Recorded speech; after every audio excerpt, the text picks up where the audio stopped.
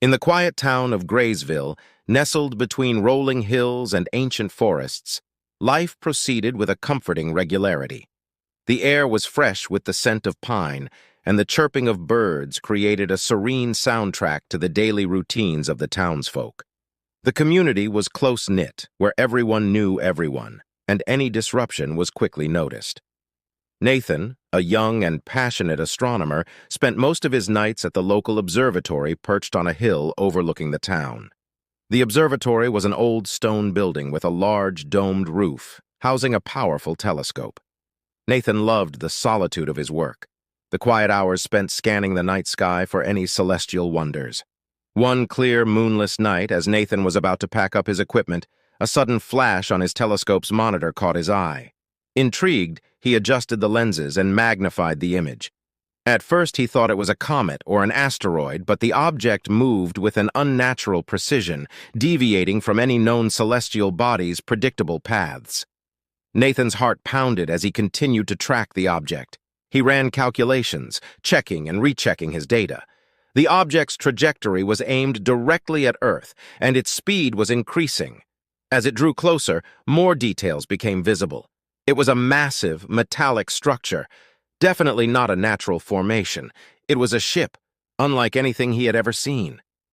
Panic began to set in. Nathan quickly documented his findings, gathering all the data and images he could.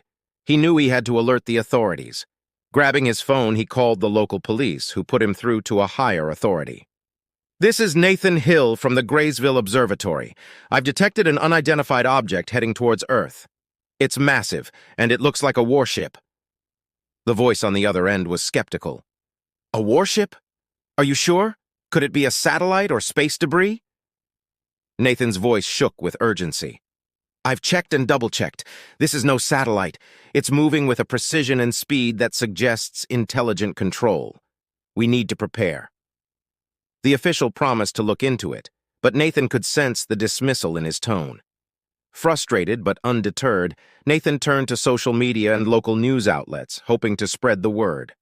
"Attention, everyone in Graysville and beyond. Sit tight and prepare. Human warship incoming," he posted, attaching the images and data.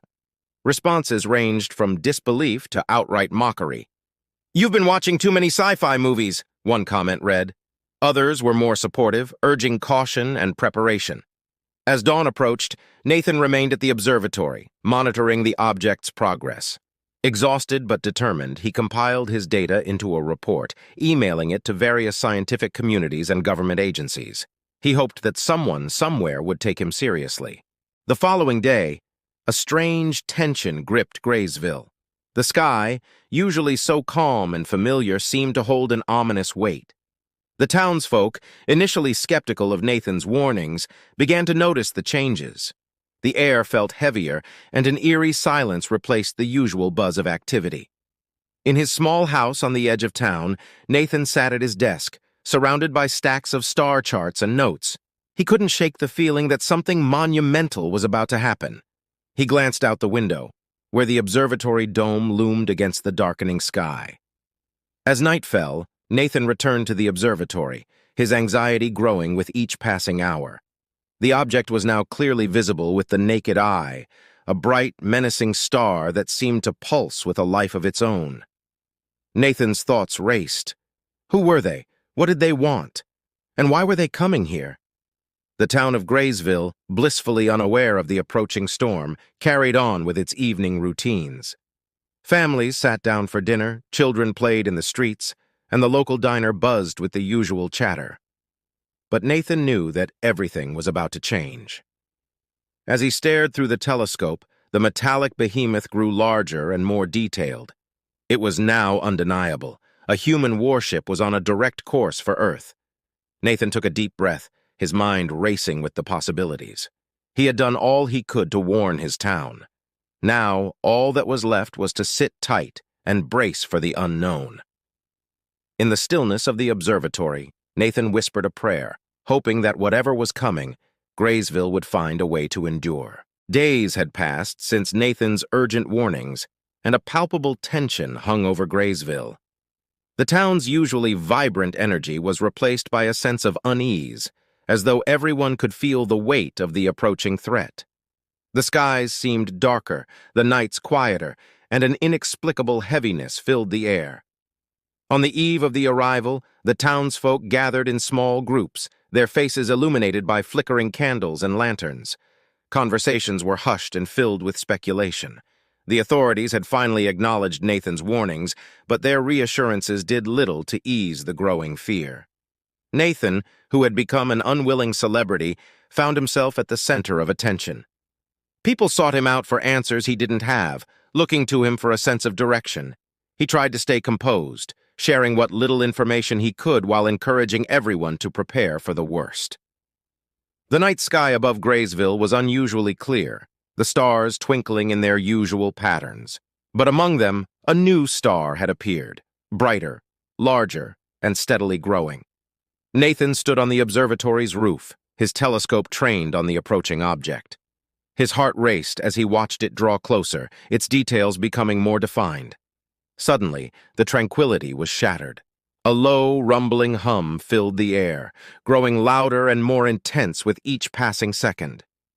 The townsfolk looked up, their eyes wide with a mix of awe and terror. The object was no longer a distant speck. It was a massive warship descending from the heavens. The ship was enormous, easily the size of several city blocks, with a sleek metallic hull that glimmered ominously in the twilight. It moved with an eerie grace, its engines emitting a soft, pulsating light. As it drew nearer, the rumbling hum grew deafening, causing the ground to tremble. Panic erupted in Graysville. People ran to their homes, seeking shelter from the impending arrival. Nathan, standing frozen with a mixture of dread and fascination, watched as the warship settled above the town. Its presence was overwhelming, a stark reminder of humanity's vulnerability. The warship hovered silently, casting a massive shadow over Graysville. For a moment, there was an eerie calm, as though the town was holding its breath. Then, beams of light shot down from the ship, creating a perimeter around the town's borders. It was as if an invisible wall had been erected, trapping everyone inside. A deep, commanding voice echoed from the ship, reverberating through the town. "Citizens of Graysville, you are now under the jurisdiction of the United Earth Defense Fleet. Any attempt to leave the designated area will be met with force. Remain calm and comply with all instructions." Nathan's heart sank. The reality of the situation hit him like a punch to the gut. This wasn't just an exploratory mission, it was a full-scale occupation. He had to find a way to contact the outside world, to get help. But for now, he was as trapped as everyone else. The beams of light intensified, and sleek, armored drones began descending from the ship. They moved with precision, scanning the area and relaying information back to the warship. The townsfolk watched in terrified silence, unsure of what to do. Nathan knew he had to act. He couldn't just sit by and watch as his town was taken over. He quickly gathered his notes and equipment, determined to find a way to communicate with the warship. If he could understand their intentions, maybe he could find a way to negotiate. As he made his way towards the town square, he noticed a group of drones setting up what appeared to be a command center. A tall, imposing figure emerged from the midst of the activity. Dressed in a sleek black uniform, she exuded authority and confidence.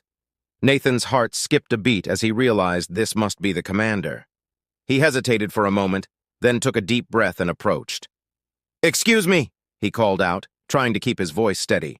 "I'm Nathan Hill, an astronomer. I detected your arrival. Can you tell me why you're here?" The commander turned to face him, her piercing eyes locking onto his. "I am Captain Leora of the United Earth Defense Fleet," she said, her voice cold and measured. "We are here to ensure the safety and security of humanity. This area is now under our control. Any resistance will be dealt with swiftly and severely." Nathan swallowed hard. "But why Graysville? Why now?" Captain Leora's expression softened slightly, but her resolve remained unyielding. "We are facing a threat greater than anything humanity has encountered. To combat it, we need absolute control and cooperation. Your town is strategically important. Comply, and you will be safe." Nathan knew there was more to the story, but he also knew that pushing too hard could be dangerous. "What can we do to help?" Captain Leora's gaze hardened again.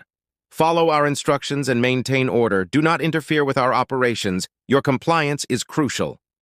With that, she turned and walked away, leaving Nathan standing there with a mix of fear and determination. He knew he had to find a way to protect his town, but he also understood the importance of staying cautious. As the night deepened, the warship loomed ominously over Graysville, its presence a constant reminder of the precarious situation. The townsfolk huddled in their homes, their hearts heavy with uncertainty. Nathan returned to the observatory, his mind racing with thoughts of what lay ahead. He knew that this was just the beginning. The arrival of the warship had changed everything, and Graysville would never be the same. But he also knew that he had to stay strong, for himself and for his community. The battle for their future had only just begun. Graysville woke to a new reality. The once bustling town square now served as the epicenter of an alien occupation, where sleek, armored drones patrolled tirelessly. The townsfolk, initially resistant, soon realized the futility of opposing the invaders' advanced technology and overwhelming force. Captain Leora's presence was ubiquitous. Her image flickered on every screen, her voice resonating through loudspeakers, reiterating the same commands. "Remain calm, cooperate. Any resistance will be met with swift and deadly force." The townsfolk felt like prisoners in their own homes, the once friendly streets now a landscape of fear and submission. Nathan watched helplessly from the observatory, his sanctuary now a vantage point over a besieged town. He spent his days and nights trying to understand the invaders' technology, poring over every detail of their equipment and behavior. He knew that finding a weakness was their only hope, but the sheer complexity of the warship's systems left him feeling overwhelmed. One evening, as Nathan scanned the town through his telescope, he noticed a group of townsfolk gathering discreetly in an abandoned barn on the outskirts. Intrigued and hopeful, he decided to investigate. Sneaking through the town's back alleys, avoiding drone patrols, he made his way to the barn. Inside, he found a small group of familiar faces, including his childhood friend Clara and the town's mechanic, Jack. They were huddled around a makeshift table, discussing plans in hushed tones. Clara looked up and saw Nathan, her eyes widening in surprise and relief. "Nathan, we didn't know if you'd join us," she whispered, pulling him into the circle. "I couldn't just sit back and do nothing," Nathan replied, his voice low. "What's the plan?" Jack, a burly man with grease-stained hands and a determined expression, spoke up. "We've been gathering intel and supplies. We think there's a way to disrupt the warship systems, but it's risky. We need someone with technical know-how to pull it off." Nathan's mind raced. "I've been studying their technology. There's a power core at the heart of the ship. If we can overload it, we might be able to disable their systems long enough to strike back." Clara nodded. "But getting inside the ship is nearly impossible. They've got drones everywhere, and the security is airtight." Jack grinned. "Not entirely. There's a service tunnel that runs from the old mines to the town. It's risky, but it might get us close enough to plant the explosives." Nathan's heart pounded. "All right, let's do it. But we'll need to be careful. One wrong move, and it'll all be over." The group spent the next few days planning their assault. They moved in secrecy, using coded messages and underground channels to communicate. Every step was fraught with danger as the drone's surveillance grew increasingly intense. The townsfolk lived in a constant state of fear, but Nathan's small group clung to hope. On the night of the attack, the sky was overcast, the moon hidden behind thick clouds. Nathan and his team gathered their supplies and made their way to the service tunnel entrance. The air was thick with tension, every sound amplified in the darkness. As they crawled through the narrow tunnel, Nathan's mind raced with thoughts of what lay ahead. He knew that failure meant certain death, not just for him, but for everyone in Graysville. But he also knew that this was their only chance to reclaim their town. They emerged near the base of the warship, its massive structure looming above them. Nathan led the way, using his knowledge of the ship's layout to navigate through the labyrinthine corridors. They moved silently, avoiding patrols and security cameras until they reached the heart of the ship. The power core pulsed with a rhythmic hum, its energy radiating through the room. Nathan carefully set the explosives, his hands steady despite the fear gnawing at his insides. Clara and Jack stood guard, their eyes scanning for any sign of movement. As Nathan finished the final connection, an alarm blared, shattering the silence. The room flooded with light as drones swarmed in, weapons at the ready. "Go!" Nathan shouted, triggering the timer on the explosives. "We need to get out of here!" The team sprinted through the corridors, the drones hot on their heels. They dodged and weaved, narrowly avoiding bursts of gunfire. The warship trembled as the explosives detonated, sending shock waves through its structure. Systems flickered and died, the power core's overload causing widespread chaos. They burst out of the warship just as it began to descend uncontrollably. The townsfolk, seeing the commotion, seized the moment. Inspired by Nathan's bravery, they rose up against the remaining drones, using whatever they could find as weapons. The invaders, disoriented and overwhelmed, began to falter. Nathan's heart raced as he rejoined the battle, fighting alongside his friends and neighbors.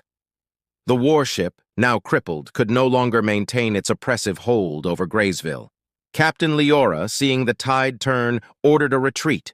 The remaining drones disengaged, and the warship began to ascend, its once imposing presence now a shadow of its former self. As the ship disappeared into the clouds, a cheer rose from the townsfolk. They had faced the unimaginable and emerged victorious. Graysville lay in ruins, but the spirit of its people remained unbroken. They had fought for their home and won. Nathan stood amidst the wreckage, breathing heavily but filled with a profound sense of relief. He knew that this was only the beginning. The warship had been repelled, but the future held new challenges. For now, though, Graysville could breathe a sigh of relief and begin the arduous task of rebuilding. The night sky, once filled with dread, was now a canvas of stars. Nathan looked up, his heart swelling with hope. The message was clear: sit tight, for the human spirit, undaunted, would rise to any challenge. The morning after the warship's retreat, the town of Graysville was a mix of celebration and mourning. While they had successfully repelled the invaders, the town was in ruins, and the cost had been high. Buildings lay in shambles, and the air was thick with smoke and the scent of burnt debris. But amidst the destruction, there was a sense of triumph and unity that hadn't been there before. Nathan, Clara, Jack, and the rest of the resistance gathered in the town square, now a makeshift command center. Maps, plans, and scavenged equipment were spread out on tables. The townsfolk looked to Nathan as their de facto leader, his quick thinking and bravery during the invasion earning him their trust and respect. "We did it," Clara said, her voice a mix of exhaustion and pride. "But we need to prepare for their return. Captain Leora made it clear that they won't give up so easily." Nathan nodded, his expression serious. "We need to fortify the town and create a proper resistance network. This was just the first battle, and we can't let our guard down." The next few weeks were a blur of activity. The townsfolk worked tirelessly to rebuild and reinforce their homes, turning Graysville into a fortified stronghold. Jack, with his mechanical skills, led a team to salvage and repurpose the invaders' technology. They managed to create defensive turrets and communication jammers, using the enemy's tools against them. Nathan spent countless hours studying the data they had collected during the invasion. He worked closely with Clara, who had a knack for strategy and organization. Together, they established a network of scouts and informants, ensuring they would have early warning if the warship returned. One evening, as Nathan was going over plans in the observatory, Clara joined him, bringing a tray of food. "You've been at this for hours. You need to take a break," she said, handing him a sandwich. Nathan smiled gratefully. "Thanks, Clara. I just can't shake the feeling that we're missing something. Captain Leora mentioned a greater threat. What could be so dangerous that it justifies this level of control?" Clara sighed, sitting down beside him. "I don't know, but we need to find out. If we understand their motives, we might find a way to counter them."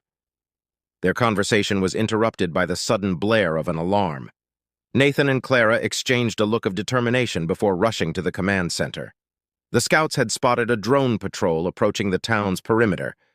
It seemed the warship had sent an advance team to assess the situation and possibly prepare for another invasion. Nathan quickly gathered the resistance leaders. We need to intercept them before they can report back. If they realize we've fortified our defenses, they'll come back stronger and better prepared. Jack nodded. We can use the jammers to disrupt their communications. That should give us enough time to take them out quietly. The resistance mobilized, moving swiftly and silently through the shadows. They set up ambush points along the likely routes the drones would take. The townsfolk, now battle-hardened and resourceful, took their positions, ready to defend their home once again. As the drones entered the town's outskirts, the jammers activated, causing the drones to falter and their movements to become erratic. Nathan and his team struck with precision, using a combination of improvised weapons and captured technology. Within minutes, the drones were neutralized, their wreckage scattered across the ground. Nathan breathed a sigh of relief, but knew this was only a temporary victory. We need to find out where these drones came from. If there's a forward base or staging area nearby, we need to take it out before they can mount a full-scale assault. Using the drone's navigation systems, Jack was able to trace their point of origin to a remote valley a few miles from Graysville. Nathan called a meeting with the resistance leaders to discuss their next move.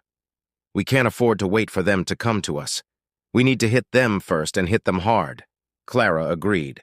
A preemptive strike could catch them off guard, but we need to be careful. If we fail, we risk drawing more attention to ourselves.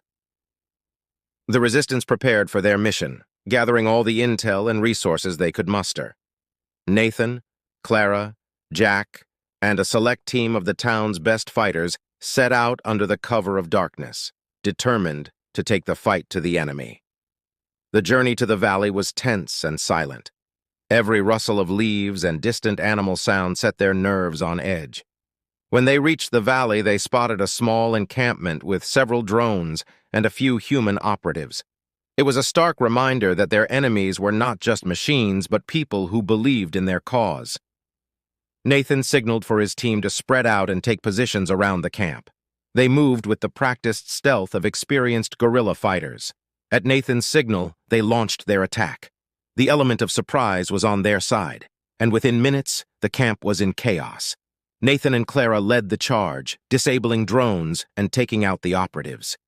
In the midst of the battle, Nathan encountered a young soldier, no older than himself, who seemed more frightened than hostile.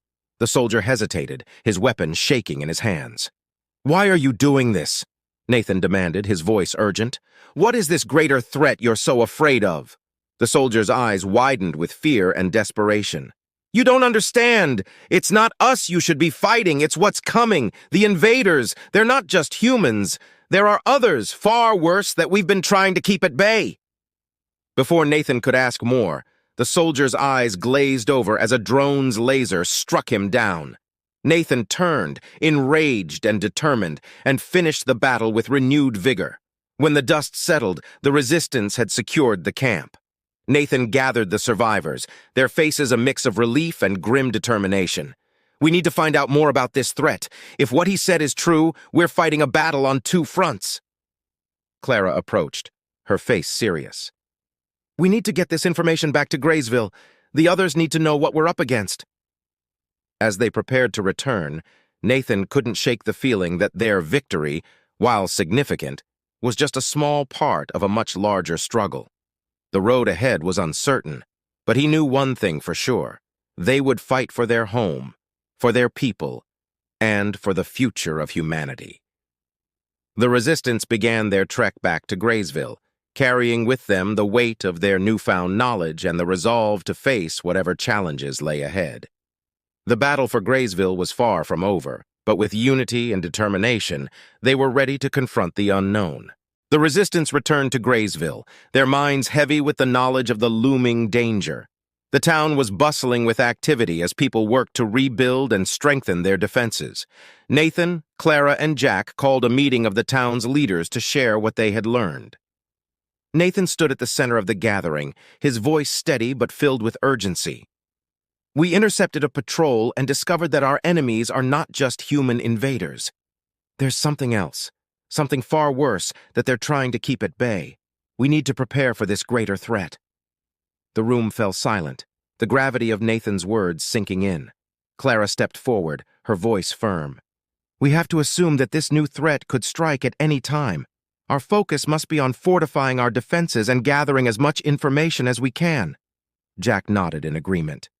We need to expand our network of scouts and informants. If we can find out more about these other invaders, we might be able to develop a strategy to counter them.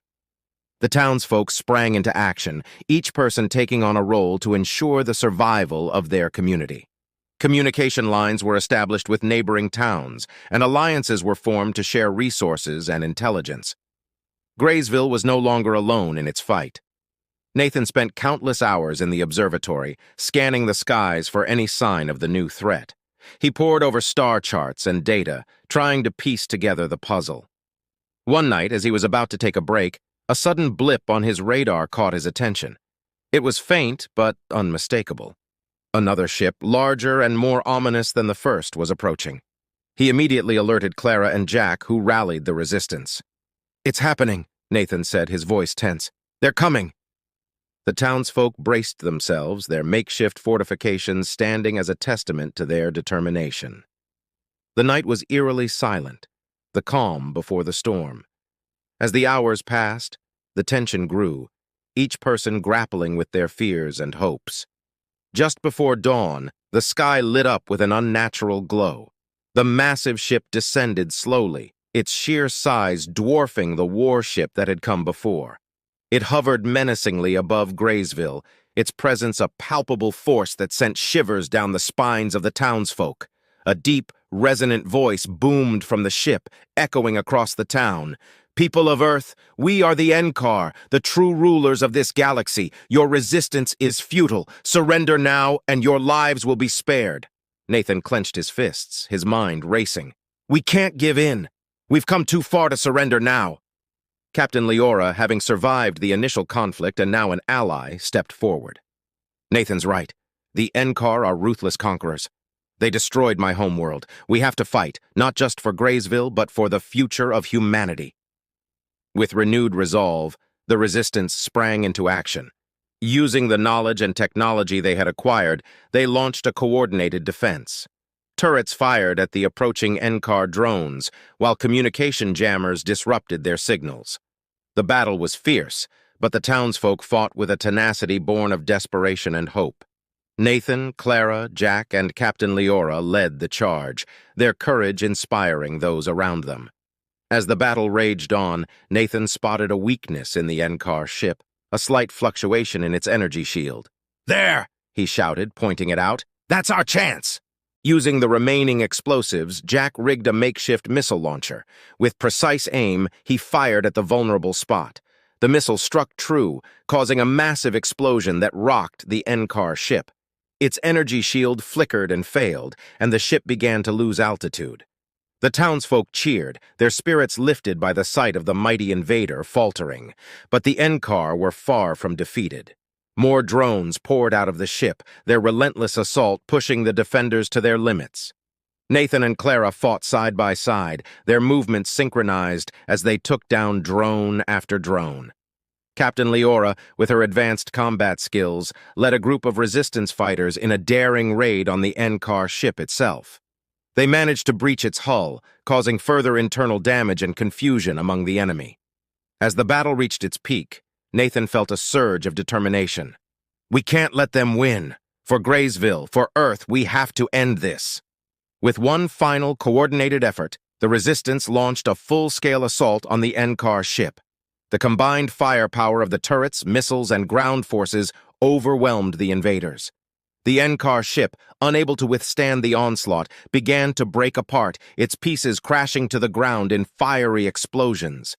The remaining drones, now leaderless and disoriented, were quickly dispatched. As the smoke cleared, a stunned silence fell over Graysville. They had done it. Against all odds, they had defeated the Enkar. The townsfolk emerged from their shelters, their faces a mix of exhaustion and elation. Nathan, Clara, Jack, and Captain Leora stood together, looking out over the devastated but victorious town. They had fought not just for survival, but for the future of humanity. In the days that followed, Graysville began the long process of rebuilding. The town was a symbol of resilience and unity, a beacon of hope for other communities facing similar threats. Nathan and his friends knew that their fight was far from over, but they faced the future with unwavering determination. The message was clear: sit tight, for the human spirit, united and undaunted, could rise to any challenge. Graysville had proven that even in the face of overwhelming odds, humanity's will to fight and survive could never be extinguished. The warship had come and gone, but the legacy of their resistance would endure, inspiring generations to come.